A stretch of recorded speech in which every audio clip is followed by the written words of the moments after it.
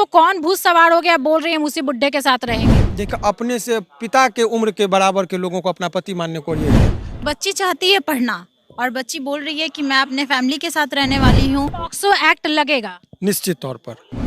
बच्ची से आप मिले हैं जो 11 साल की है, जो शादी कर ली थी। बच्चियों पर खासकर ध्यान दीजिए, लड़कियों पर खासकर ध्यान दीजिए। और हम सीवान जिले में हैं और उसी बच्ची के घर के बाहर है जो 11 साल की है और उसकी शादी एक 45 साल के बुड्ढे से हो गई थी या कर ली थी।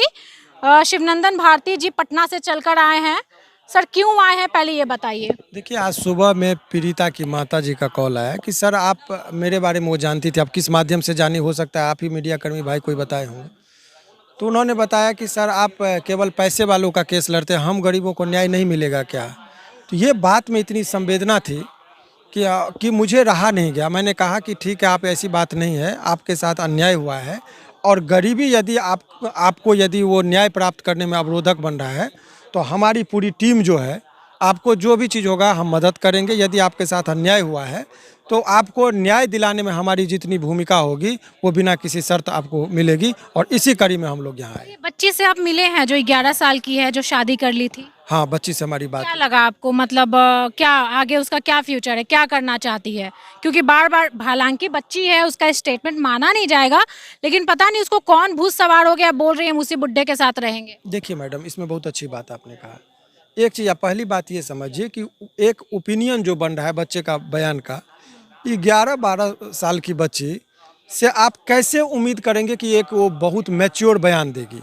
उसके बयान में फ्लेक्सिबिलिटी आएगा ही। सर गलती कहाँ? तो अब गलती परवरिश का यही होता है, माहौल, कि आप वो उस बच्चे का एक इसके लिए सभी जिम्मेदार हैं। मैं उसके माता पिता के अलावा यहाँ की जो व्यवस्थाएं हैं वो भी जिम्मेदार होती है। बताइए, जो बच्ची को पढ़ना लिखना चाहिए था, अब करियर बनाना चाहिए था, अब सोचिए शादी करके बोल रही है उसी के साथ हम रहेंगे। ये अब इसके पीछे बहुत सारा रीजन है कि यदि आप दो बातें हैं। पहली बात तो ये कि उस बच्चे को देखिए किस तरीके से उसको कन्विंस करके, माइंड को पॉल्यूटेड करके कि वो एक अपने से पिता के उम्र के बराबर के लोगों को अपना पति मानने को ये है। तो ये एक बात है। दूसरा एक पहलू ये भी है कि आज का समाज में जो मोबाइलिक डेवलपमेंट है, ये एक बहुत बड़ा चीज़ है कि क्या देख रहा है बच्चा के दिमाग में, क्या कहीं ना कहीं बच्चियों को डिस्ट्रैक्ट किया जाता है और प्यार मोहब्बत दिस डैट खूब करते हैं। This that. अभी बच्चा के दिमाग खाली होता है, उसके मन में भक्ति का बात दिखाएंगे तो भक्ति के मार्ग पर चलेंगे, और यदि आप आतंकवादी वाला प्रशिक्षण देंगे तो आतंकवादी बनेगा। अच्छा, यहाँ पे उनके पिताजी का क्या रोल है? क्योंकि पिताजी के बारे में बहुत सारी चीजें बहुत लोग कह रहे हैं। देखिए, अभी हम कहीं ना कहीं गलती उनकी भी लगती है। सर गलती किस सेंस में आप कह रहे हैं?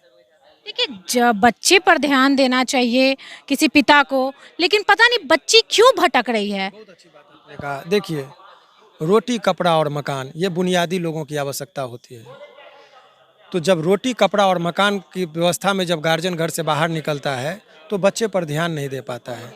माँ भी नहीं ध्यान। इसके लिए आप ये कैसे कह देंगे कि उसके बाप, कोई बाप और माँ आज के डेट में मैं दावे के साथ कह रहा हूँ कि अपने कोख का सौदा नहीं कर सकता है।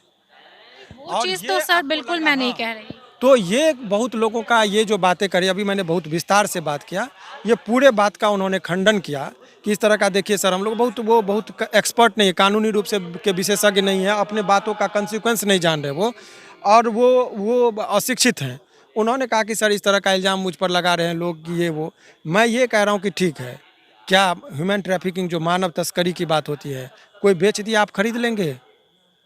ये भी तो आप देखिए। इसीलिए किसी भी ध्यान तो माता पिता को देना चाहिए, क्योंकि हमारे समाज में माँ बाप का अपने बच्चों के प्रति बहुत बड़ा रोल होता है, और बच्चे कुछ भी करते हैं तो कहीं ना कहीं आशीर्वाद या फिर इग्नोरेंस माँ बाप का ही होता है। आप लोग भी लड़की हैं, महिला हैं और वकालत पढ़ रही हैं, बहुत बढ़िया बात है।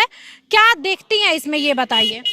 मुझे तो लग रहा है कि बच्ची के साथ बहुत ही ज़्यादा ही अन्याय हुआ है। मतलब अन्याय कैसे हुआ है? मतलब पेरेंट्स ध्यान नहीं दे पाए, बच्ची भटक गई, या फिर उस आदमी का दोष है जो बच्ची को फंसा लिया, बहका लिया? नहीं, बच्ची चाहती है पढ़ना और बच्ची बोल रही है कि मैं अपने फैमिली के साथ रहने वाली हूँ, ऐसा कुछ नहीं हुआ है, मुझे कोई बेचा नहीं है, ऐसा कुछ नहीं हुआ है, मेरे पापा मम्मी के साथ मुझे रहना है।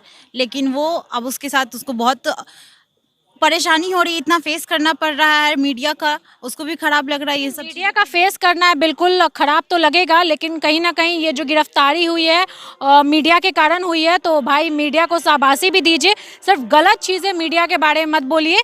अच्छा, एक चीज़ और बताइए, बच्ची ये भी कह रही है कि भैया जेल से वो छूट जाएंगे तो उन्हीं के साथ हम फिर चले जाएंगे। एक 11 साल की बच्ची से आप मैच्योरिटी की उम्मीद करती हैं। क्या लगता है कि वो लड़की को अगर पढ़ाने लिखाने के लिए हम छोड़ देंगे तो ये सारा कचरा दिमाग से निकल जाएगा? डेफिनेटली वो पढ़ना चाहती है, वो बच्ची पढ़ना चाहती है। उसे तो जहाँ तक बताया गया हमें कि वो रिश्ते में चाचा लगते हैं, तो एक चाचा का ओहदा हम लोग पिता के ओहदा पे देते हैं। तो पिता और पति में जो बच्ची डिफरेंसेस नहीं कर पा रही है, उससे आप मैच्योरिटी की तो उम्मीद ना करें। लेकिन आप एक पिता तुल्य हो के इस तरह की घिनौनी हरकत किए, और सिर्फ आपने जो कहा कि माता पिता की बात जहाँ तक है कि इरिस्पॉन्सिबल है, ऐसा कुछ नहीं है। परिस्थितियाँ होती हैं, परिस्थितियाँ हमेशा एक जैसी नहीं रहती। अभी इनके घर के आगे देखिए, एक बल्ब तक नहीं जल रहा है, ये है इनकी परिस्थिति। और परिस्थितियों का अगर दूसरा कोई उसका फ़ायदा उठा रहा है, मान लीजिए मेरे पास मेरे पॉकेट में एक मुझे चॉकलेट खाने का मन किया, बच्चा है भाई, चॉकलेट खाने का मन किया, तो अगर किसी ने दिया और वो सो कॉल्ड उसका चाचा हुआ, तो उसका क्या, उसे तो ये लग रहा है कि ये पापा के भाई हैं, हमारे अपने हैं, कोई बिल्कुल कर रहे हैं। का घिनौना काम करते हैं, बच्चियों को बहला के फुसला करके उनके साथ गलत करते हैं, तो उन पर क्या कार्रवाई आगे होगी, क्या सजा होगा, ये बताइए। देखिए, सबसे पहले इस संदर्भ में आप समझिए, कानून स्पष्ट कहता है कि माइनर के बयान का कोई महत्व नहीं है। तो माइनर यदि अपने नाबालिग बच्ची अपने मर्जी से भी किसी बालिग के साथ भागता है तो उसके बयान का कोई महत्व नहीं, सजा का हकदार है। खास करके पॉक्सो में और भी संवेदनशील हो गई है। पॉक्सो एक्ट लगेगा निश्चित तौर पर लगेगा, और उसमें मिनिमम सजा का जो प्रावधान है वो 20 वर्षों का है। जज साहब चाह के भी रहम नहीं कर सकते, सिवाय उसमें मिनिमम पनिशमेंट 20 वर्ष। 20 वर्ष अब जेल से नहीं निकलेगा, मुश्किल है सर। तो उसका भी परिवार गरीब है, क्या होगा अब उसका, सरकार कुछ ध्यान देगी? अच्छी बात आपने कहा, गरीब भी परिवार ये वो, तो क्या डकैत का परिवार नहीं होता, चोर का परिवार नहीं होता है? क्योंकि गलती जो करता है सजा परिवार भुगतता है, तो वो तो है ही, यही भाग्य होता है। के लिए सर क्या मुआवजा है? ये भी गरीब हैं, बहुत बहुत ज्यादा गरीब हैं। इसके लिए पीड़िता के लिए कानून में जो प्रावधान है, अभी इनका बयान होगा ट्रायल के दौरान, पहले बयान के बाद 2 लाख रुपया इनको मिलेगा। वो अनेकों लोगों को हमने दिलवाया, मिलेगा निश्चित तौर पर। और इसको रकम की अभी राशि संशोधन करके अब 6 लाख कर दी गई है। तो वो सेकंड बयान जब होगा उसके बाद आवेदन पड़ेगा, तो ओवरऑल आप देखेंगे तो इनको 6 लाख रुपए का जो है सो कानूनी, ताकि वो अपने न्याय को प्राप्त करने में पैसा कोई अवरोध न बने, तो उसका प्रावधान है 6 लाख रुपए ये तक जो का। पैसा मिलेगा वो बच्ची के फ्यूचर को बनाने के लिए यूज किया जा सकता है ना सर? अच्छा, आप ये बताइए, और भी महिलाएं हैं, और भी बच्चियां हैं, और भी पेरेंट्स हैं जो ऐसे बच्चे भटक जाते हैं, क्या कहेंगे, क्या संदेश देंगे, कैसे उनको समझाएंगे? ये घटना तो सबसे पहले है जो कि ये 11 साल की बच्ची है, इनको ये जहाँ जिसके साथ शादी हुआ, इनके फैमिली कह रहे हैं बच्चे की कि वो चाचा है। तो पहली बात तो आज रिश्ता जो है वो शर्मसार हुआ। समाज अगर इस घटने को एक्सेप्ट करती है तो कितना बड़ा, क्या बोले आगे, फिर बोलना कुछ सही है नहीं। लेकिन आप लोगों की वजह से, मीडिया की वजह से ये खबर जो है लैमलाइट में आया। ऐसा तो इंडिया के अंदर बहुत सारा हो रहा है, बहुत होता है, बहुत हो रहा है, जो पता भी नहीं चल पाता है लोगों को। आप लोगों को सबसे पहले, जितने भी प्रेस वाले, सबको थैंक यू कि आप लोगों की वजह से ये खबर हम लोगों तक पहुंची, और भी लोगों जो यहाँ पे आए मदद किए। और अभी तो फिलहाल हम लोग जा रहे हैं सर के साथ थाना पे। FIR कॉपी अभी तक थाना नहीं दिया है। क्या बात है, FIR कॉपी नहीं दी है थाना? अभी जैसे हम लोगों ने बात किया और बच्ची से बात किया, तो बच्ची ने बोला है कि हम माँ बाप के साथ रहना चाह रहे हैं, और कि हमको शादी हमसे वो शादी किया था, लेकिन हम माँ बाप के साथ अब रहना चाह रहे हैं, पढ़ाई लिखाई करना चाह रहे हैं, कुछ बनना चाह रहे हैं। ऐसा भी पिता का बयान है। देखिए, बच्चे तो गलतियां करते ही हैं, लेकिन उसकी सजा उन्हें समझा करके, उनका करियर बना करके देना चाहिए। देखिए, एक चीज़ मैं बताती हूँ, जितने भी माँ बाप हैं, जितने भी मेरे देश में या कहीं से भी लोग मुझे देख रहे हैं, तो अपने बच्चों पर, अपनी बच्चियों पर खासकर ध्यान दीजिए, लड़कियों पर खासकर ध्यान दीजिए। और जो मोबाइल चला है ना, तो मोबाइल जितना यूज़फुल है उतना ही नुकसानदेह भी है, क्योंकि बच्चियां बिगड़ती हैं, बच्चियां किससे बात कर रही हैं, बच्चियां क्या कर रही हैं।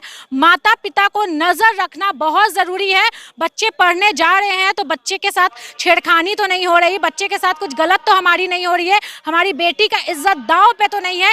इसका ध्यान रखना एक माता पिता की जिम्मेवारी है, क्योंकि अगर इस तरह की चीज़ें होती हैं तो पूरा समाज, पूरा मतलब इस तरह का जो घर का इज्जत है वो जाता है और बहुत ही बुरा लगता है। मतलब सर उठा करके चलना मुश्किल हो जाता है, क्योंकि हम एक समाज में रहते हैं और इसके हिसाब से हमें रहना बहुत ज़रूरी है। देखिए, जितने भी लोग हैं अपनी बच्चियों पर ध्यान दीजिए, उनको शिक्षा दीजिए, और जितना आप शिक्षा दीजिएगा, जितना उनको पढ़ाइएगा, सेल्फ डिपेंडेंट बनाइएगा, गलत सही का परख करवाइएगा, उतना आपकी बच्ची सुरक्षित रहेगी। आपकी क्या राय है, कमेंट में ज़रूर बताइएगा। नमस्कार।